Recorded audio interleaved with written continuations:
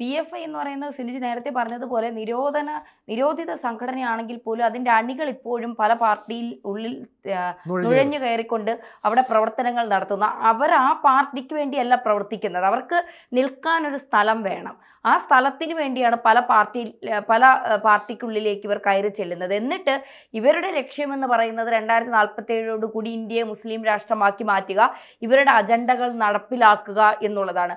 ഭീകരപ്രവർത്തനത്തിലൂടെ അല്ലെങ്കിൽ ഭീകരപ്രവർത്തനങ്ങൾക്കായി പണം സമാഹരിച്ചുകൊണ്ട് വിദേശ രാജ്യങ്ങൾ ഉൾപ്പെടെ നമ്മൾ ഈ കർഷക സമരത്തിലൊക്കെ PFIയുടെ ഫണ്ടുകൾ നിരവധി ഒഴുകിയെത്തി എന്നൊക്കെയുള്ള വാർത്തകൾ ആ സമയത്ത് വളരെ വ്യാപകമായി പ്രചരിച്ചിരുന്നു. അപ്പോൾ എവിടെ ഒരു കലാപം ഉണ്ടാക്കുന്നു ആ കലാപത്തിലൊക്കെ ഇവരുടെ സാന്നിധ്യം പലപ്പോഴും ശ്രദ്ധിക്കപ്പെടുന്നുണ്ട്. പക്ഷേ കൃത്യമായി NIA നിരീക്ഷിക്കുന്നത് കൊണ്ട് പലപ്പോഴും ഈ ട്രെയിൻ അട്ടിമറി ഉൾപ്പെടെയുള്ള പല കാര്യങ്ങളിൽ നിന്ന് ഇന്ത്യ തലനാരിഴയ്ക്ക് രക്ഷപ്പെടുന്നു എന്നുള്ളതാണ്. കേന്ദ്ര സർക്കാർ അത്രത്തോളം കണ്ണ് തുറന്ന് അല്ലെങ്കിൽ നമ്മുടെ അന്വേഷണ ഏജൻസികൾ അത്രത്തോളം കണ്ണ് തുറന്ന് പ്രവർത്തിക്കുന്നത് കൊണ്ട് ഇപ്പോഴും ഈ ഭീകര സംഘടനയ്ക്ക് വലിയ രീതിയിലുള്ള രാജ്യവിരുദ്ധ പ്രവർത്തനങ്ങളിലേക്ക് കയറാൻ കഴിയുന്നില്ല എന്നുള്ളതാണ് ഒരു യാഥാർത്ഥ്യം.